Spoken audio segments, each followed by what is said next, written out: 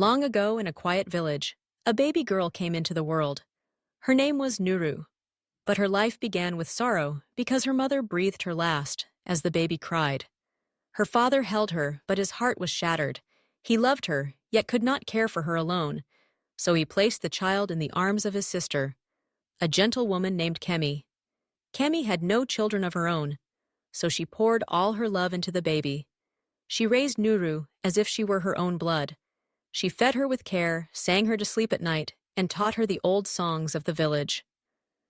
Nuru grew into a child with bright eyes and a gentle spirit. She fetched water without being asked. She helped the old and comforted the young. She was quick to smile and slow to anger. The villagers loved her and often said, "Kemi's hands have raised a jewel, but time never stands still." And Nuru's father soon longed for companionship. He remarried a woman named Layla. At first, Layla seemed kind. She spoke softly to Nuru and called her my daughter. She smiled at the villagers, and for a while, peace returned to the house. But when Layla bore her own child, a girl she named Suri, her heart changed. She no longer called Nuru my daughter. Instead, she turned cold and sharp. She gave her love and care only to Suri. From then on, Nuru's days became heavy at dawn.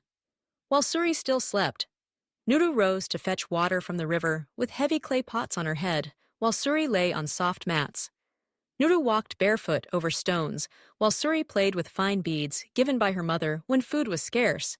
The sweetest meat and freshest fruits went to Suri, while Nuru ate leftovers.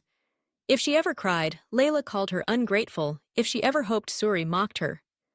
Nuru endured her suffering with quiet strength. She never raised her voice. She never answered cruelty with cruelty. Her hands grew rough from work, but her spirit stayed gentle.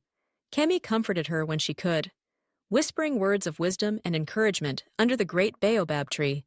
Nuru often prayed, asking for strength. Her heart grew deep with patience and compassion.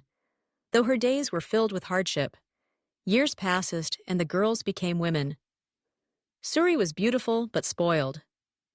She had never worked in the sun. Her hands were soft, her words sharp, her heart proud. She believed the world should bow before her. Nuru also grew beautiful. Her face glowed like the morning sun. Her smile was pure. Her beauty came not only from her face but from her heart. She helped neighbors. She comforted children. She honored the elders. She was loved by the village, though despised in her own home. One season, a wealthy trader named Jahlil came to the village. His caravan stretched far behind him, filled with cloth salt beads and treasures from distant lands. He was known for his riches, but he was not looking only for wealth.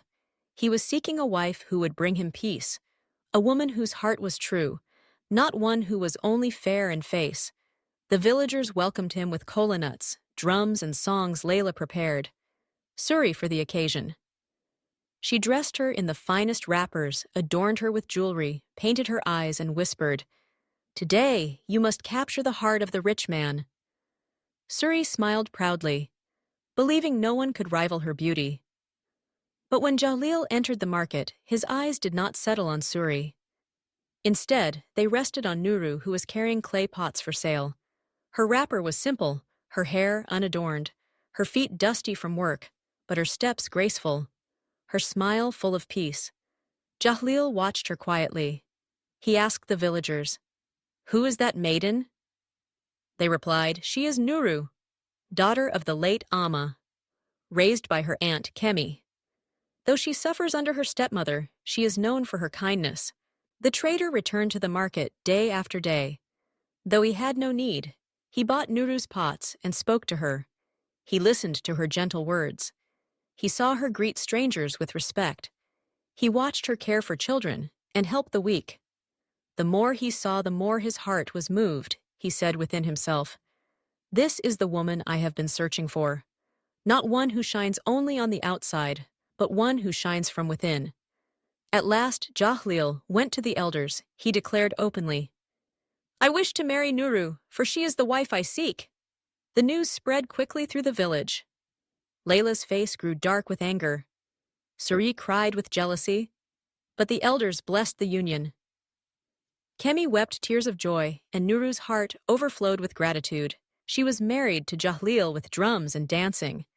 Her days of tears ended. Her life was filled with honor and plenty. She became the wife of a great trader and walked with dignity beside him. But the story of Suri was different. She too found a husband, a young farmer, who worked hard and hoped for a gentle wife. But Suri's pride and selfishness destroyed her home. She refused to cook. She refused to work. She insulted her husband. She mocked his small gains. She demanded more than he could provide. Anger filled their home, peace vanished. At last, the young farmer sent her away. He told her, "Return to your mother, for I can no longer bear your ways." And so Suri returned in shame to Layla. Layla, who had spoiled her daughter and despised her stepchild, now tasted the fruit of her deeds. Her beloved Suri brought her sorrow, while the rejected Nuru brought her honor. She wept bitterly, but it was too late. The villagers shook their heads and said, "Favoritism is like fire. It burns the very hands that feed it. Envy destroys the house while kindness builds it." And so the story of Nuru is told even today, to remind all that patience and goodness will always shine brighter than cruelty and envy.